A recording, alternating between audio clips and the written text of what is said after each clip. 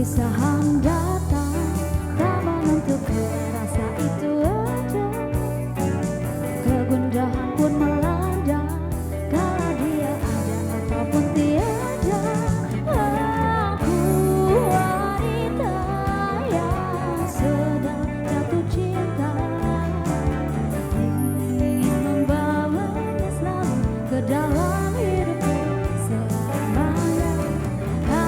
Aku wanita yang sedang jatuh cinta, ku harap dia merasa yang aku rasa.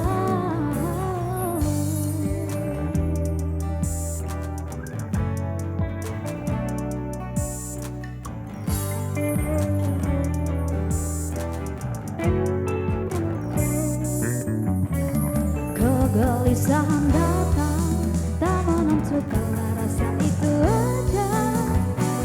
Kegundahan pun melanda, kala dia ada ataupun tiada. Aku wanita yang sedang jatuh cinta, ingin membawanya selalu ke dalam hidupku selamanya. Aku wanita yang sedang jatuh cinta, ku harap dia merasa aku rasa. Aku wanita sedang jatuh cinta, ku harap dia merasa aku rasa.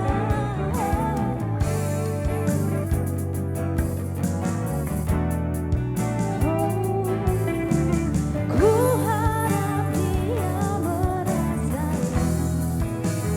aku rasa.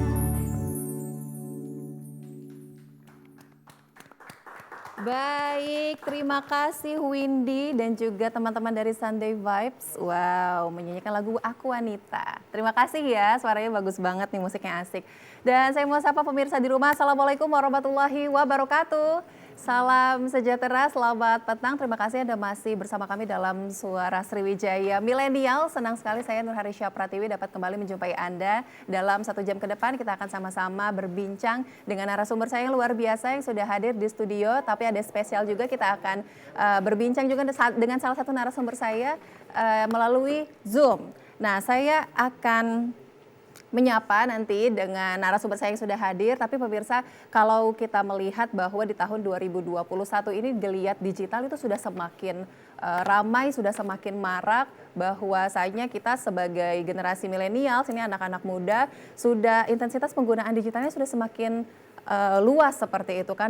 Dari berbagai macam sektor kita juga sudah menggunakan digital atau menggunakan smartphone seperti itu misalnya. Dan kali ini kita akan membahas mengenai digital literasi, karena mengingat bahwa Indonesia sendiri ada di urutan ke-56 dari 63 negara yang memiliki daya saing digital. Itu artinya masih cukup rendah bisa kita katakan, tapi kita berharap semoga dengan perbincangan kita hari ini dapat kembali mendorong masyarakat, khususnya nih anak-anak Sumatera Selatan, untuk semakin siap, untuk semakin bersemangat lagi terjun di dunia digital. Langsung saja saya akan sapa dulu dengan narasumber kita yang sudah hadir bergabung dalam Zoom. Ada Mas Imam Ghazali. Assalamualaikum Mas Imam. Baik, apa kabar Mas Imam? Baik, Mbak. Baik, wah luar biasa. Hari ini Mas Imam sekarang lagi ada di mana nih Mas? Kebetulan hari ini di kantor. Saya biasanya kerja di rumah. Oh gitu, kantornya ada di Palembang? Di Malang. Di Malang ya, Jawa wah Timur. tepuk tangan dong. Terima kasih Mas Imam sudah bergabung bersama kami melalui Zoom. Saya juga akan sapa, ini ada teman-teman millennials nih, anak-anak muda dari Universitas Sriwijaya, jurusan Sistem Komputer ya. Saya mau sapa dulu, yang pertama ada Andrian Kaspari. Halo Andrian. Ya, halo. Apa Selamat kabar? Sore. Alhamdulillah baik. Alhamdulillah baik ya. Ini dengar-dengar abis ujian ya? Iya tadi. Abis ujian ya, jadi mungkin udah kelihatan agak lega gitu ya. Besok ada ujian lagi? Sudah selesai. Sudah selesai Iya. hari terakhir. Selanjutnya juga ada Mutia Yasmin Azahra atau Mutia. Halo Mutia. Halo Mbak. Sama habis ujian juga? Sama-sama. Lega ya perasaannya habis Lega ujian ya? sekali. Wah luar biasa.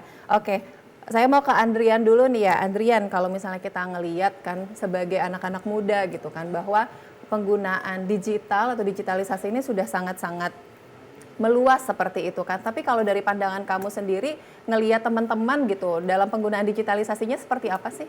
Apakah sudah cukup baik atau gimana? Ya, terima kasih untuk Mbaknya.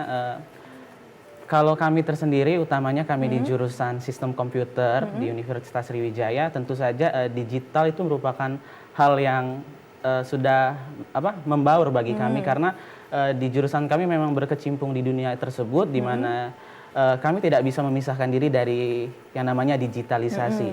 Kalau membahas mengenai bagaimana perkembangan digital di lingkungan kami, tentu saja sudah saya rasa sudah sangat amat baik, tetapi itu tugas kami sebagai mahasiswa, bagaimana caranya kami bisa mengembangkan, kami bisa menerapkan, mengimplementasikan digital tersebut sehingga bisa berdampak positif bagi kami dan mungkin bisa menjadikan sebagai referensi untuk anak muda lain, untuk milenial lain yang ada di luar sana, sehingga bisa mungkin mencontoh hal yang baik dari kami atau dari jurusan yang kami terapkan sehingga bisa bermanfaat untuk kedepannya. Oke. Kalau Bu Tia sendiri untuk implementasi digitalisasi dalam kehidupan kamu sendiri gimana? Kalau dalam saya sendiri ya, Dari kamu udah pribadi cukup nih. baik sih. Tapi ada seringkali dari teman-teman tuh kayak banyak dihack gitu. Jadi lebih baik kayak lebih privasinya lebih ditinggikan lagi untuk digital sekarang. Jadi mungkin ada dari tingkat keamanan Iya, ya seperti itu ya. privasinya agak ditinggikan gitu. Karena mengingat juga bahwa kita banyak hal yang kita share melalui sosial media, apalagi betul ya sosial sekali. media biasanya menggunakan Instagram pasti ya. Ya, betul, yes. Penggunaannya bisa sehari berapa jam nih? Secukupnya saja. Secukupnya aja, benar? Benar, Atau insya jangan Allah. suka live Instagram? Jarang sih. Oh, jarang ya. Iya. Oke, saya mau ke Mas Imam nih, Mas Imam. Mas Imam, kalau berbicara soal dunia digital nih Mas, apakah dari awal Mas Imam itu memiliki ketertarikan sendiri atau yang nge-trigger Mas Imam itu sampai bisa terjun di dunia digital gimana Mas? Sebenarnya dari sejak kelas 3 SMA itu memang tertarik pas mau masuk kuliah tuh udah tertarik sama namanya teknik informatika, jadi ngambil jurusan teknik informatika. Jadi sejak itu sampai sekarang akhirnya semacam tidak bisa dilepaskan dari bagian dari saya sendiri. Oh gitu. Tapi di awal Mas Imam itu mempelajari informatika itu tadi, apakah sudah geliat digitalisasinya itu sudah seluas sekarang, Mas? Belum sih Mbak, karena waktu itu saya masuk kuliah kan 2013. Itu nggak se-booming sekarang. Mungkin lagi grow up ya waktu itu, cuma nggak segede sekarang sih. Menyangka nggak Mas sebelumnya kalau itu bisa dikatakan sebenarnya cukup cepat juga ya perkembangannya, kalau di tahun 2013 kita belum seluas ini, di tahun 2021 8 tahun kemudian kita sudah seperti ini, apakah sudah menyangka sebelumnya? Sebenarnya sudah mengira sih Mbak, karena kayak misal kita lihat waktu 2006 ke 2013 saja, yang namanya OS Android dulu kan paling orang kenalnya Symbian kan, Nokia. Iya betul. Tapi tiba-tiba Nokia hilang, tiba-tiba ganti sama Samsung, tiba-tiba Androidnya grow up seperti itu. Jadi kayak perubahannya cepet banget.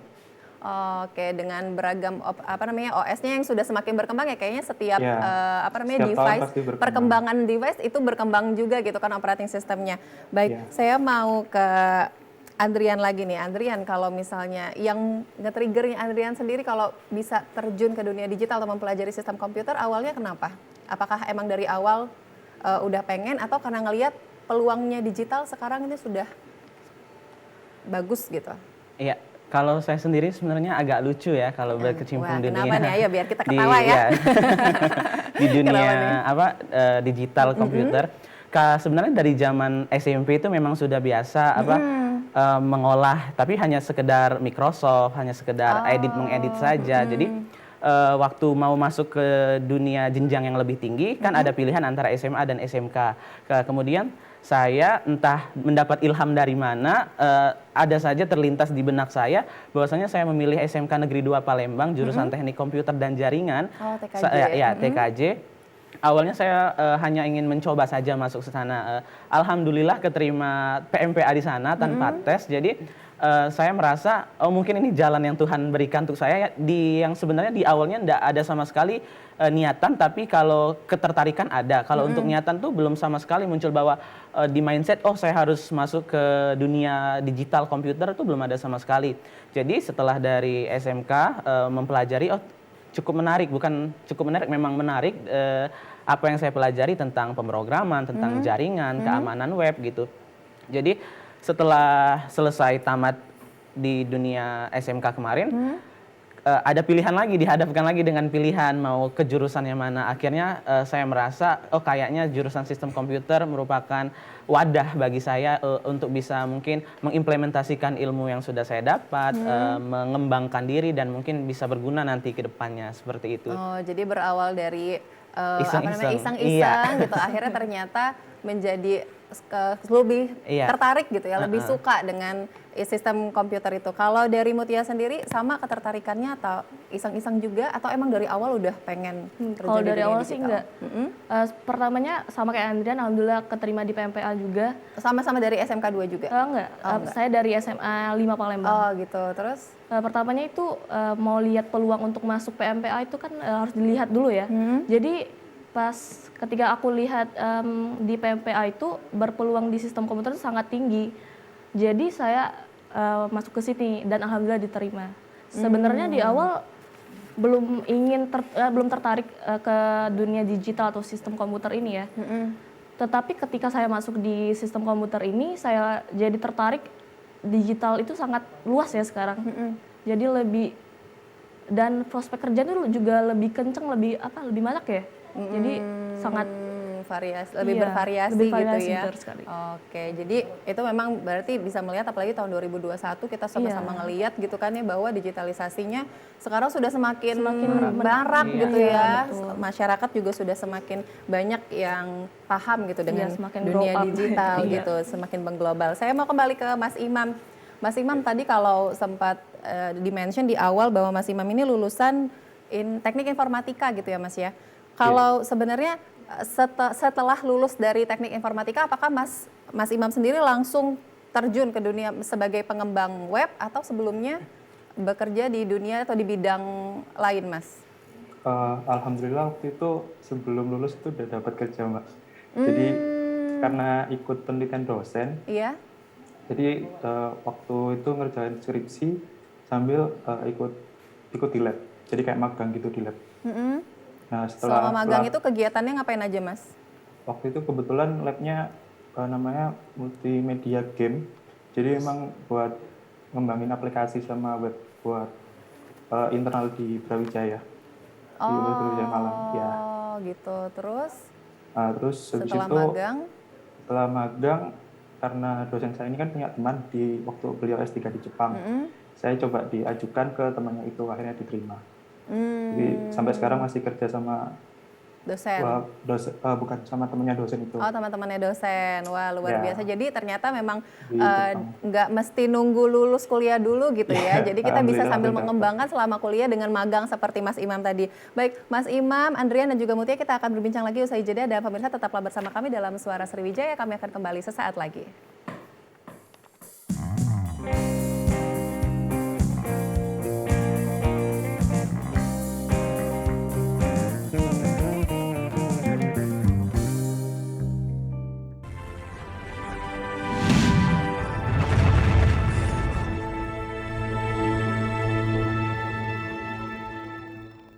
Di masa-masa pandemi kayak gini, jangan lupa untuk rajin cuci tangan ya, Pak.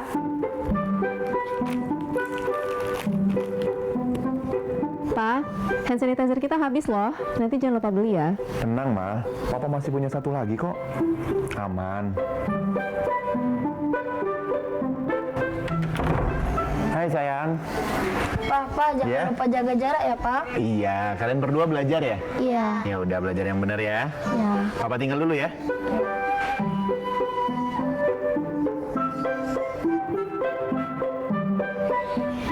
Tuh kan, Pak. anaknya udah ingetin jaga jarak, maskernya juga jangan lupa dipakai dong. Makasih ya, Ma. Maskerku, maskermu melindungi kita. Ma, Pa, dengan menjaga jarak kita tetap bersatu. Sekarang siapa yang mau pakai hand sanitizer? COVID-19 dapat dicegah dengan 3M, memakai masker, mencuci tangan, dan menjaga jarak.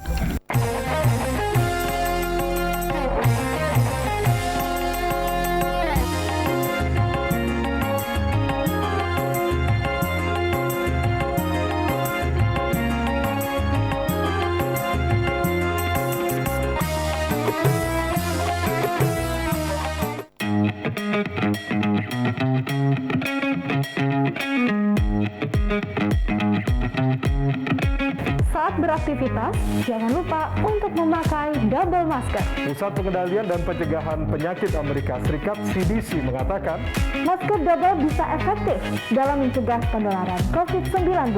Masuknya berbagai varian baru menuntut kita untuk lebih ketat memproteksi diri. Tapi, memakai masker double penggunaannya juga harus tepat. Ini dia panduannya.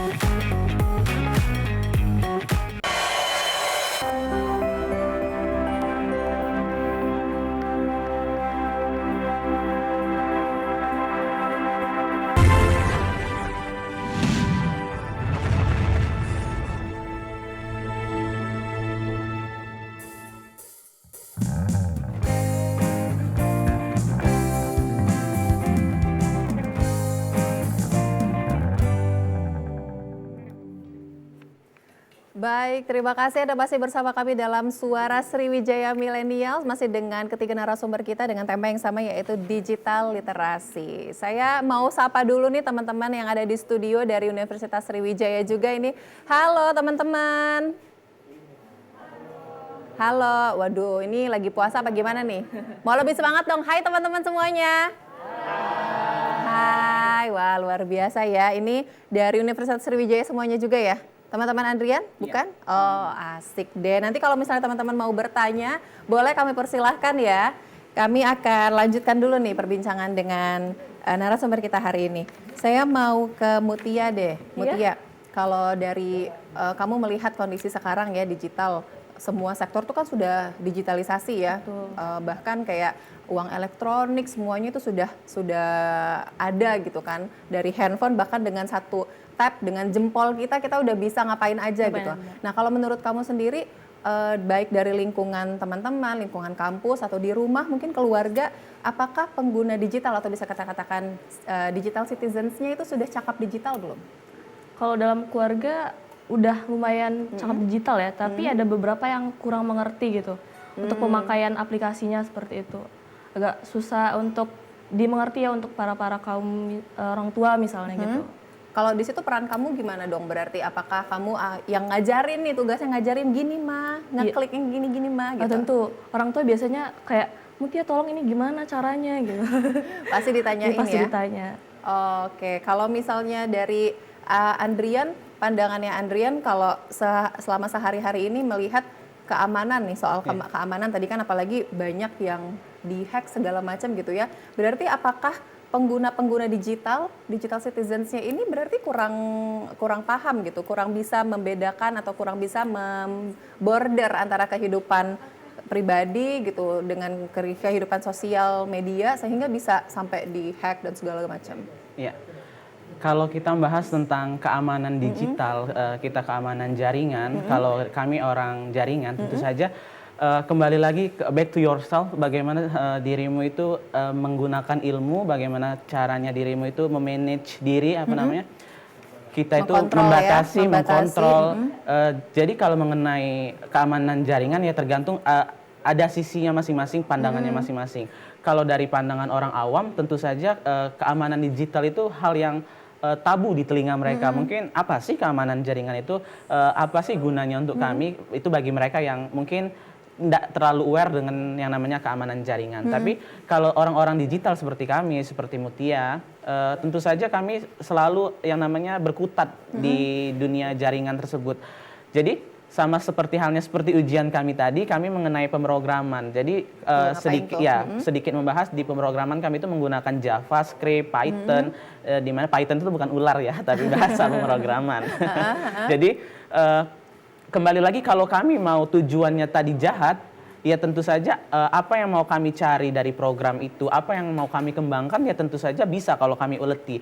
Jadi kembali lagi ke pertanyaan tadi, kalau kami mau menghack, kalau kami mau mencari database, data pengguna, keamanan, tentu saja kami bisa karena di pemrograman tersebut sudah disediakan baik keamanan, sudah ada tempat, sudah ada wadah, tinggal kita saja mengembangkan skill kita, tinggal kita saja yang namanya memupuk kemauan kita mau diarahkan kemana. Jadi kalau kami dan kita sebagai sesama mahasiswa, utamanya sebagai sesama manusia yang mungkin bisa menggiring masyarakat milenial ini menjadi lebih baik, ya alangkah baiknya kita lebih pandai menggunakan digital tersebut. Kan? Berarti emang harus pandai-pandai, harus cakep-cakep gitu ya dalam dalam digitalisasi. Penggunaan pisau kan kalau kita mau gunakan secara fungsinya ya berguna. Tapi kalau mau bunuh orang ya enggak. Tergantung niat gitu ya. Tergantung niat dan keinginan. Oke, saya mau ke Mas Imam nih, Mas Imam. Iya, Mbak. Mas, kalau kita melihat peluangnya sendiri untuk dunia digital gitu dengan background atau dari pekerjaan Mas Imam saat ini, gimana sih Mas peluangnya untuk masyarakat, mungkin anak-anak muda gitu yang mau join? Cukup besar sih, Mbak. Jadi karena sekarang itu udah eranya emang digital, jadi pekerjaan itu nggak cuma misal dari Malang aja atau dari Palembang atau dari Indonesia, bahkan bisa dapat dari luar Indonesia. Kalau dari Mas sendiri biasanya kliennya gitu gimana, Mas? Karena emang perusahaan saya tuh base dari Jepang, jadi semua proyek yang saya kerjakan tuh dari Jepang semua. Ada beberapa yang dari Prancis. Tapi semuanya Mas kerjakan dari Indonesia lokasinya? Dari rumah lebih tepatnya. Dari rumah, wah luar biasa. Jadi itu artinya bahwa work from home gitu ya, benar-benar bisa gitu dilaksanakan. Tapi mungkin kalau yang Mas lihat dengan dengan SDM, dengan sumber daya manusia, dengan sumber daya anak-anak muda saat ini, apakah sebenarnya peluangnya juga besar untuk terjun sebagai pengembang web, Mas? Cukup besar sih, Mbak, karena belajar kan sebenarnya nggak cuma dari kuliah, banyak banget tutorial yang bisa kita dapatkan gitu. Jadi nggak harus misal kuliah teknik komputer atau informatika buat jadi pengembang web, karena cukup banyak sih. Maksudnya jauh lebih mudah dapat ilmu dari zaman sekarang. Jadi tergantung kitanya mau apa enggak. Yang paling dasarnya banget, Mas, untuk kalau mau terjun ke dunia seperti Mas Imam, pengembangan web, itu apa yang harus difokuskan atau yang harus didalami gitu, yang harus dipelajari oleh teman-teman? Sebelum kita bicara pengembangan web, paling basic emang belajar logika sih, Mbak, buat pemrogramannya. Nanti seperti yang disebutkan Masnya tadi itu kan ada banyak bahasa pemrograman. Pada saat kita udah bisa paham logika yang buat bikinnya, nanti kedepannya gampang mau bikin app, mau bikin web, mau bikin yang lain itu lebih gampang. Oh, oke. Seperti itu. Benar. Saya mau tanya nih teman-teman di studio, ada yang mau tanya mungkin sama Mas Imam, mau tanya-tanya nih gimana supaya bisa jadi mungkin belajar sama Mas Imam atau pengen jadi kayak Mas Imam juga, silahkan. Silakan berdiri, sebutkan namanya, buka maskernya juga nggak apa-apa. Oke. Perkenalkan, nama saya Nurul Dakia. Jadi tadi Pak, saya sempat melihat latar belakang Bapak, dan saya penasaran nih Pak, bagaimana tips dan trik Bapak agar bisa mendalami web digital, dan apa sih yang harus dilakukan ketika kita bingung untuk mengungkapkan pendapat kita dan agar audio bisa mengerti apa yang kita bicarakan. Mungkin Bapak bisa memberikan tips dan triknya Bapak. Terima kasih. Oke. Gimana Mas Imam? Jelas ya pertanyaannya Mas? Suaranya jelas ya Mas? Ya lumayan Oke. terdengar. Boleh langsung dijawab dulu deh sama Mas Imam. Silakan Mas. Untuk yang pertama tadi untuk tips and trik ini ya, masalah untuk jadi pengembang web itu pertama niat dulu sih Mbak. Karena emang Bismillahirrahmanirrahim gitu ya. Iya, karena emang kan kalau misal niatnya udah segunung, mau belajar susah apapun kan pasti dijalanin kan. Kalau niatnya setengah-setengah kan paling 1-2 hari udah capek, udah kan.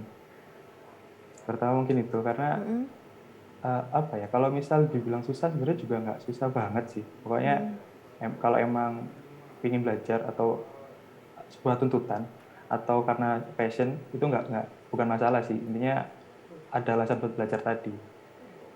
Pokoknya kalau alasannya udah gede, pasti nanti kedepannya bakal lebih gampang buat ngejalaninnya. Kalau kayak gitu.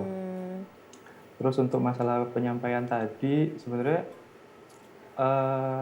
gimana ya? Kayak pada saat kita misal bicara hal teknis ke orang awam kan kadang susah juga Mbak. Jadi pada saat apa yang kita sampaikan itu lebih mudah diterima sama orang awam, berarti penjelasan kita lebih apa ya, lebih kayak memanusiakan manusia lah istilahnya.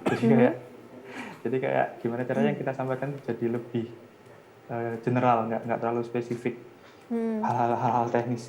Gitu. Gimana? Terjawab ya? Intinya niat sebelum kalau mau terjun seperti Mas Imam, yang penting niat dulu, jangan karena terpengaruh orang lain gitu ya Mas ya, itu lebih ke motivasi dari diri sendiri gitu. Saya mau ke Mutia. Kalau tadi kan kita kalau bahas ketertarikan, kamu kan sebenarnya itu awalnya nggak sengaja gitu kan ya. Tapi saya mau tahu sebenarnya tujuannya kamu ikut atau mengambil si jurusan ini, sistem komputer, apakah kamu punya misi tersendiri, apa nantinya kamu pengen membuat sesuatu gitu kan untuk Indonesia bahkan gitu. Mungkin nanti akan dijawab ya Mutia, tapi usai jeda berikut. Tapi sebelum itu kita akan sama-sama menyaksikan penampilan dari Windy dan juga Sunday Vibes dengan Aku Milikmu.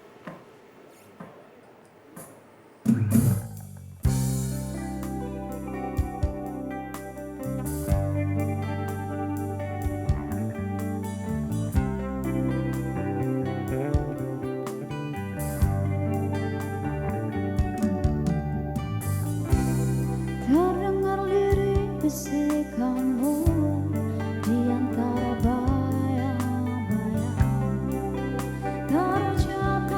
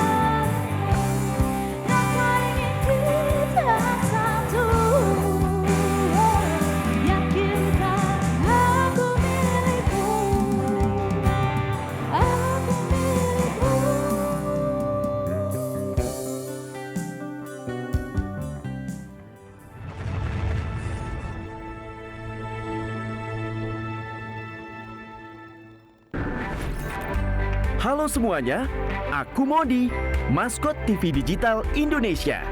Aku akan membantu semua orang menuju migrasi TV digital. Di mana? Di siarandigital.id dan call center 159. Ayo semuanya, dukung migrasi TV digital. Bersih gambarnya, jernih suaranya, dan canggih teknologinya.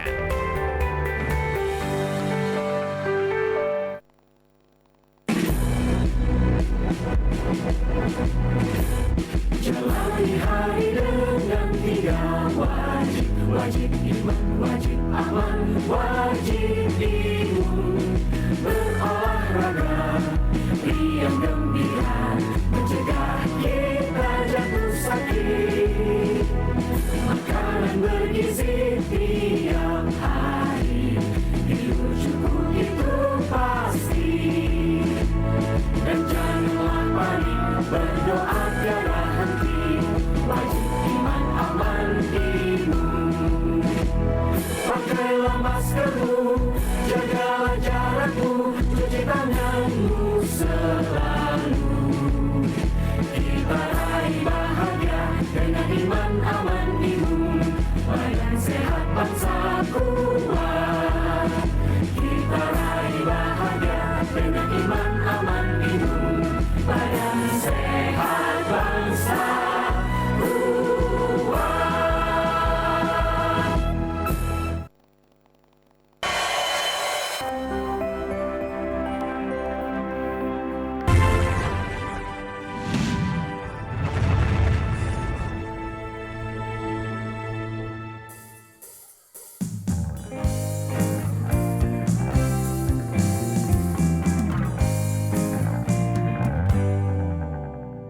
Baik, terima kasih Anda masih bersama kami dalam Suara Sriwijaya Millennials. Perbincangan semakin menarik, semakin asik nih, bahas tentang digital literasi bareng Mas Imam, terus juga bareng Andrian dan Mutia. Tadi kepotong ya dengan Mutia. Mutia, kamu kan masuk kuliah sekarang udah masuk semester 2 ya? Iya, mau masuk semester 2 gitu. Itu artinya masuk kuliah dulu kemarin awal-awal dari pandemi gitu kan. Kira-kira sebenarnya dengan tujuan ya dengan jurusan yang kamu pilih gitu, berkaca dengan situasi yang saat ini yaitu di masa pandemi, kira-kira kamu punya tujuan tersendiri nggak sih dengan yang berkaitan dengan jurusan kamu gitu? Mungkin ingin mempermudah masyarakat atau minimal lingkungan dari Universitas Sriwijaya sendiri. Silakan. Dalam masa pandemi ini kayak tugas saya kemarin itu tugas tentang membuat desain aplikasi untuk vaksin gitu, untuk COVID-19. Lebih tepatnya ke vaksin sih. Kayak ada 3 fitur seperti vaksin fact, yaitu apa itu vaksin, dan ada juga fitur kedua yaitu di mana aja kita bisa mendapatkan vaksin. Dan ketiga itu ada fitur konsultasi untuk keluhan sesudah vaksin atau sebelum vaksin juga bisa untuk konsultasi seperti itu. Itu dengan menggunakan ini ya, menggunakan aplikasi gitu ya. Jadi seolah-olah kayak developer seperti itu gitu ya kalian ya. Kalau dari Andrian sendiri kira-kira ada punya tujuan tersendiri nggak? Kenapa sih kamu pengen masuk jurusan ini, atau kira-kira ingin mempermudah dunia pendidikan misalnya dan segala macam? Silakan. Iya, kalau membahas mengenai pembuatan apa sih terobosan, saya juga kemarin ada di mata kuliah kami namanya itu pengantar teknik komputer, di mana kami itu membuat, kalau kelompok saya itu membuat aplikasi, di mana aplikasi itu namanya Kita PC kelompok 3 peduli COVID, di mana aplikasi itu bertujuan untuk mahasiswa itu sekarang absennya menggunakan e-learning, kalau kami di Unsri menggunakan e-learning. Jadi aplikasi itu penerapan atau implementasi dari e-learning tersebut, tapi bagaimana lebih kompleks, juga bisa berinteraksi secara langsung dengan dosen gitu, terus mempermudah dalam pengiriman tugas, di mana data yang kami gunakan juga tidak terlalu besar sehingga tidak membebani mahasiswa gitu loh, karena kami kan universal, ada mahasiswa ada yang dari Papua, ada yang dari Jambi dan lain sebagainya. Tapi kalau mengenai terobosan di dunia luar, saya tuh sempat kepikiran, saya juga kan tertarik di dunia hukum gitu loh. Jadi saya tuh mau keinginannya, semoga Tuhan mengabulkan. Saya mau membuat aplikasi di mana kita itu bisa membuat transparansi antara hukum dengan masyarakat gitu loh, menggunakan aplikasi. Jadi di mana hukum Indonesia itu kita bisa terdata di sana, kita bisa cek di sana bagaimana transparansinya, apa landasan hukumnya, bagaimana keputusannya, sehingga tidak terjadi kesenjangan antara pemerintah dengan masyarakat, sehingga tidak lagi menimbulkan stigma bahwa hukum itu tajam ke bawah, tumpul ke atas. Meskipun mungkin ada, ya hanya beberapa oknum saja. Jadi masyarakat itu kepercayaannya terhadap pemerintah yang mungkin agak berkurang karena satu dan lain hal, isu hoax yang bertebaran di mana-mana, mungkin bisa kembali lagi, bisa tumbuh lagi kepercayaannya akan pemerintah kita yang memang sudah cukup baik saat ini gitu loh. Wah, luar biasa ya, berarti tujuan itu tidak hanya untuk mungkin melihat peluang dari ekonomi, kalian mungkin ingin cari kerja dan lain-lain, tapi memang ingin membangun juga gitu ya, apalagi memanfaatkan dunia digital yang sudah semakin pesat gitu. Saya mau kembali ke Mas Imam. Mas Imam. Iya. Nah, Mas Imam, kalau melihat dari tadi dengar ya Mas ya, Andrian gitu kan, harapannya pengen membuat aplikasi mungkin yang bisa membuat transparansi antara hukum dengan masyarakat. Kira-kira peluangnya atau mungkin apa ya sih Mas yang perlu dipersiapkan oleh Andrian gitu Mas, yang mungkin dapat menginspirasi dia supaya semakin semangat ke depannya bisa cita-citanya itu terlaksana? Yang penting ini sih Mbak, mungkin Mas Andrian juga udah ngerti. Yang penting plan di awalnya itu jelas. Jadi apa yang harus dilakukan. Habis itu nanti kira-kira siapa yang pakai aplikasi kita itu udah jelas. Itu bakal ini sih lebih mudah ke depannya. Jadi step by stepnya udah ngerti tuh. Habis ini mau ngapain, itu bakal lebih gampang. Dan kemungkinan besar diterima pasar juga besar sih Mbak. Kalau misal step terus habis itu goalnya itu apa, itu udah ngerti, terus mangsa pasarnya kayak gimana, buat masyarakat yang kayak gimana, itu bakal lebih mudah untuk di deploy di masyarakat. Jadi masyarakat juga bakal lebih gampang menerimanya. Tuh, berarti semakin semangat ya, harus tahu step-stepnya seperti apa, terus juga mungkin pasarnya itu sudah pasti, yaitu masyarakat gitu. Jadi tentunya pasti semakin semangat lagi juga untuk mengembangkan gitu nantinya, semoga terlaksana seperti itu. Saya masih mau berbicara dengan Mas Imam. Mas, kalau ngobrolin soal project-project mungkin yang udah Mas Imam laksanakan sampai sejauh ini, boleh diceritain nggak Mas kira-kira gimana? Yang di kantor.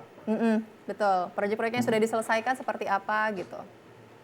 Untuk proyek sendiri ada beberapa sih Mbak. Jadi karena setelah dapat proyek kan perusahaan saya seperti 5 proyek dari perusahaan lain kan. Jadi kerjasama perusahaan lain. Dulu waktu awal saya masuk itu dapat kerjasama sama Amazon. Jadi Amazon tuh punya tablet namanya Kindle. Dan game-game dari game-game anak-anak dari perusahaan saya itu built-in sama tablet Amazon tadi. Jadi pada saat orang tua memberikan anak-anaknya yang di Jepang, memberikan anak-anaknya tablet itu, mereka dapat bundling sama aplikasi dari perusahaan saya. Jadi kayak ada world map, ada Japan map, terus ada tata cara nulis kanji, karena memang pasarnya di Jepang. Jadi kurang lebih kayak pelajaran-pelajaran dasar itu didapetin di tablet tadi. Dengan beragam proyek, Mas Imam sendiri kan ini sudah dari tahun 2018 ya berkecimpung di dunia digital itu sendiri ya Mas ya? Sudah cukup lama ya Mas ya, apalagi dengan proyek-proyek yang diselesaikan, salah satunya tadi dengan Amazon dan lain sebagainya. Kira-kira mungkin hambatan-hambatan apa sih Mas yang sempat Mas Imam rasakan gitu? Mungkin pertama masalah perbedaan waktu sih Mbak.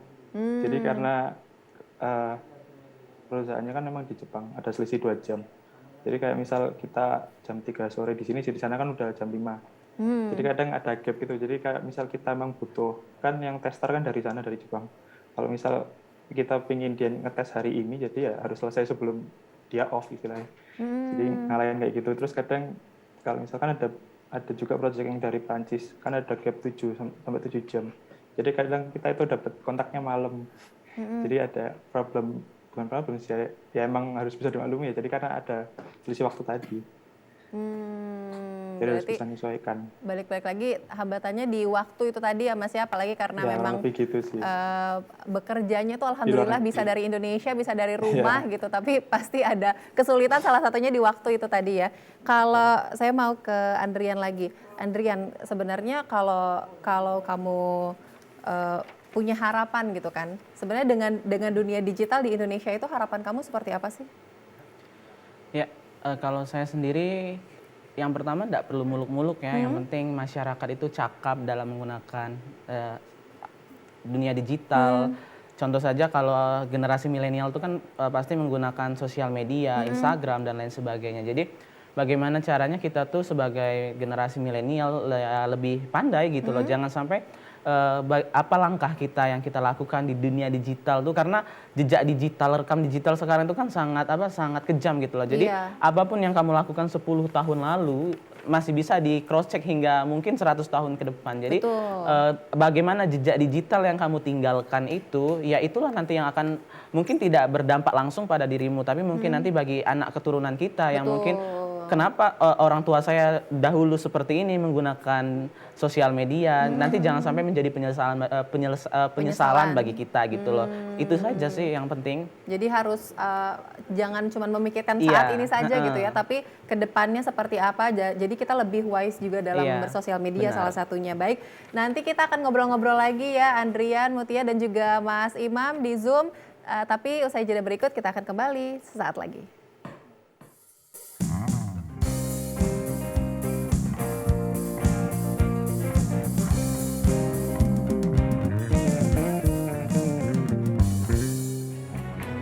Pandemi COVID ini kita jadikan momentum untuk melakukan percepatan transformasi digital. Era TV digital ini sudah di depan mata. Yang penting untuk masyarakat itu kualitas siarannya bagus, bagi industri televisi itu sendiri atau penyiaran itu sendiri, agar segmentasi pasarnya nggak tergerus.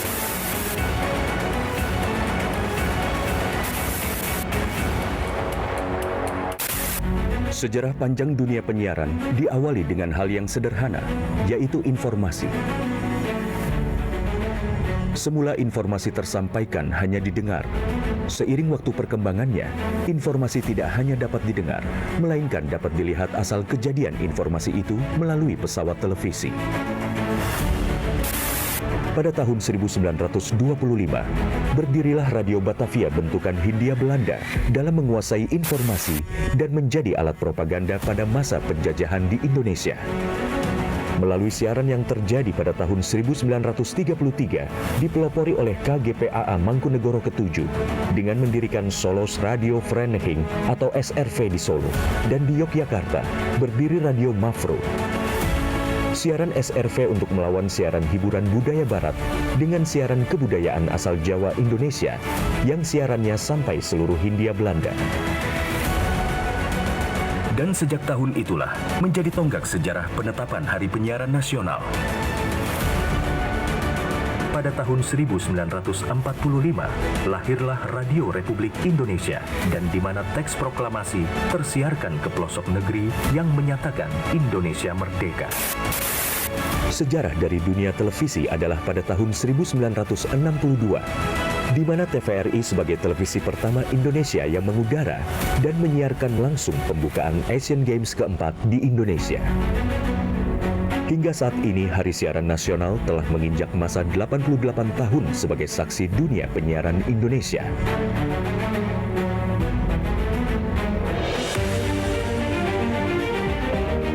Sehingga perkembangan teknologi penyiaran menjadi faktor utama dalam menentukan kualitas penyiaran demi Indonesia maju.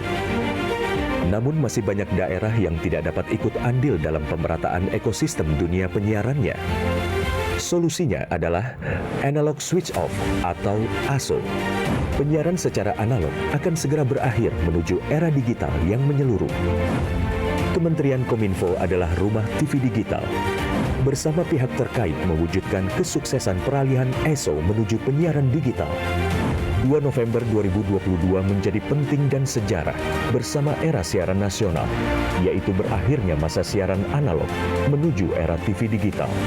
Digitalisasi televisi menjadi kepentingan bersama. Meratanya siaran hingga ke pelosok negeri. Bersih gambarnya, jernih suaranya, dan canggih teknologinya. Menciptakan masa depan bangsa Indonesia yang lebih maju.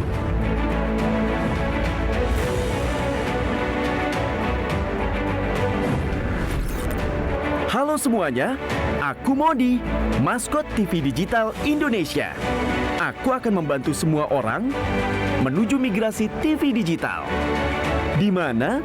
Di siarandigital.id dan call center 159. Ayo semuanya, dukung migrasi TV digital. Bersih gambarnya, jernih suaranya, dan canggih teknologinya.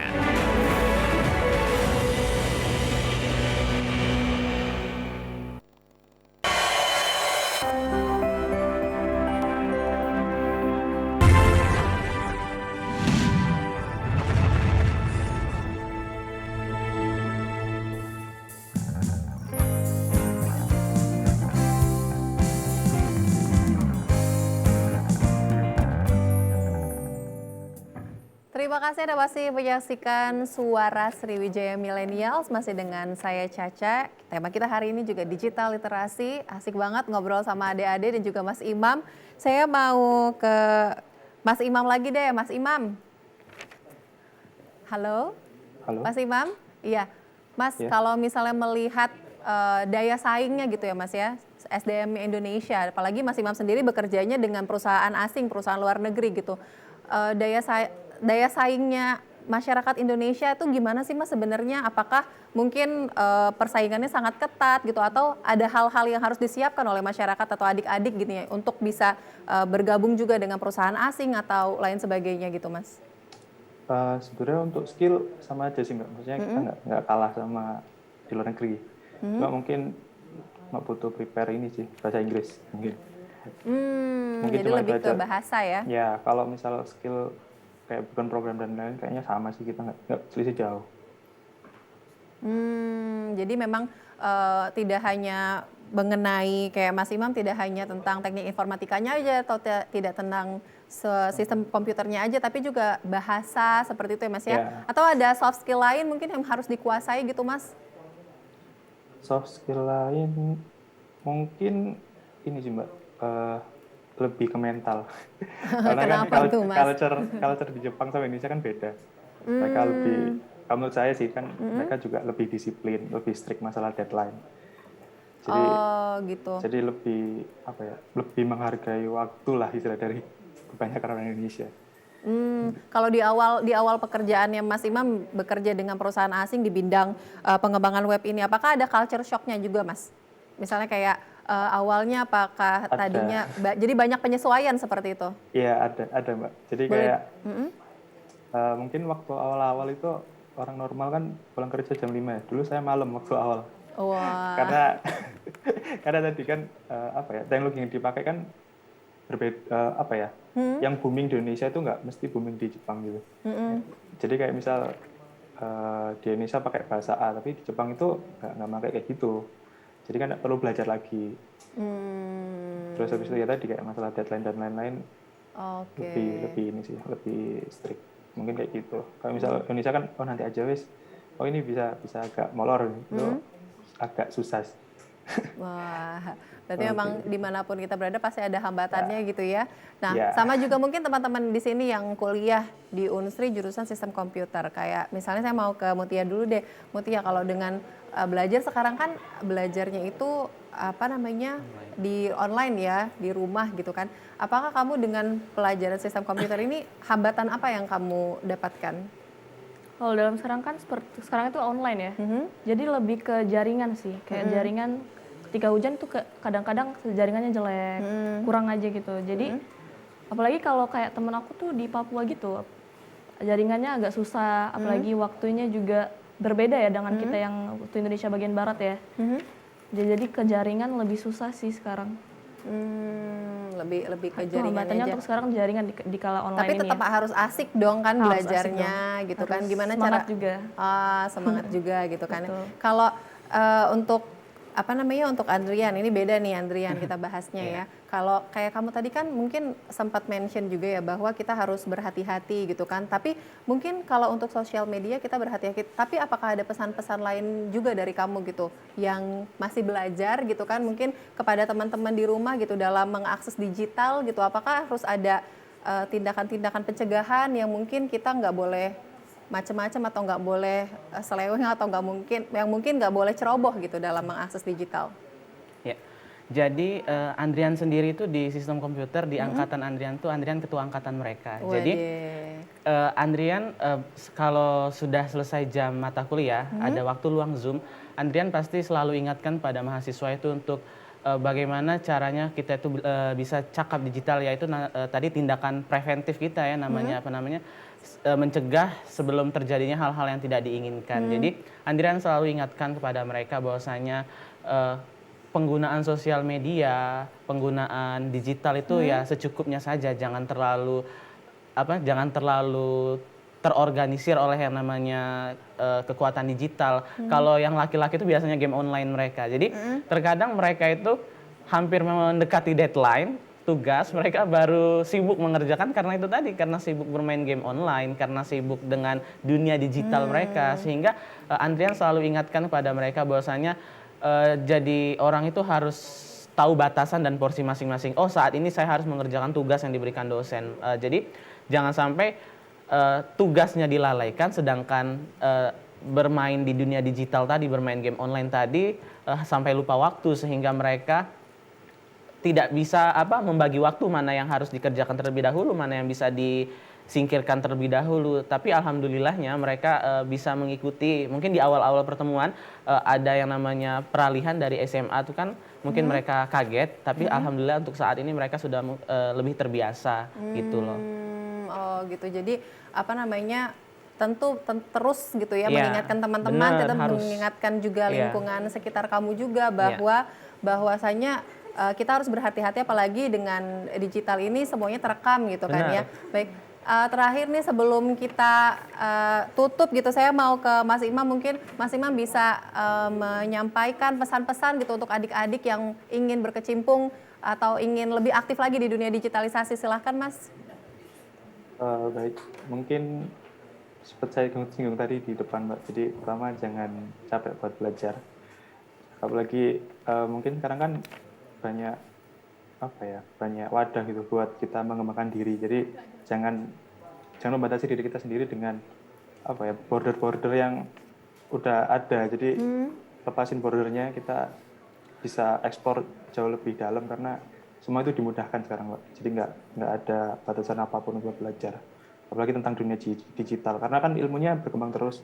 Jadi mungkin saya pun juga masih terus belajar sampai sekarang. Jadi nggak bisa, misal saya berhenti di sini pun nanti bakal tinggalan sama adik-adik yang di bawah saya. Jadi intinya jangan lelah untuk eksplor, terus jangan membatasi diri sendiri. Ini kayak gitu.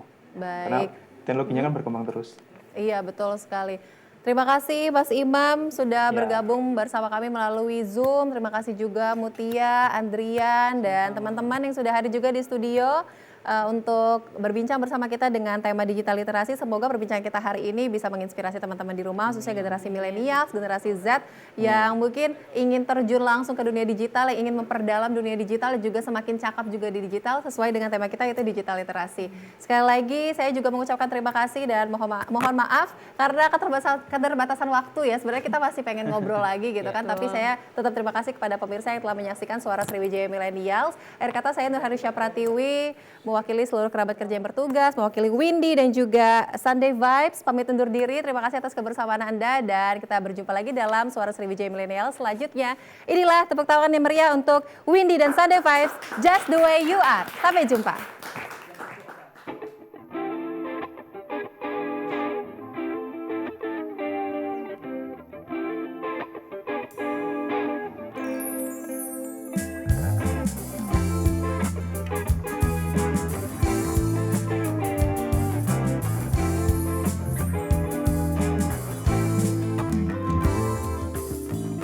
See the crystal rain looks full and the beauty of it all.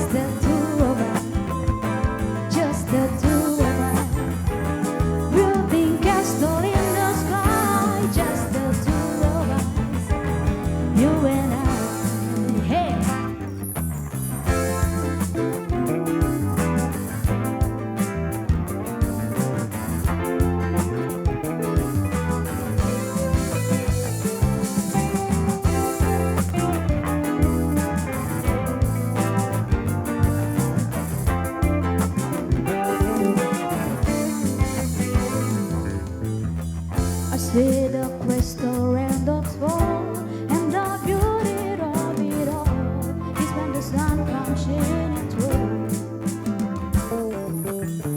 to make those rainbows in my mind. When I think of you sometimes, and I wanna spend time with you, just the two of us. We can make it if we try, just the two of us. Just the two of us, just the two of us.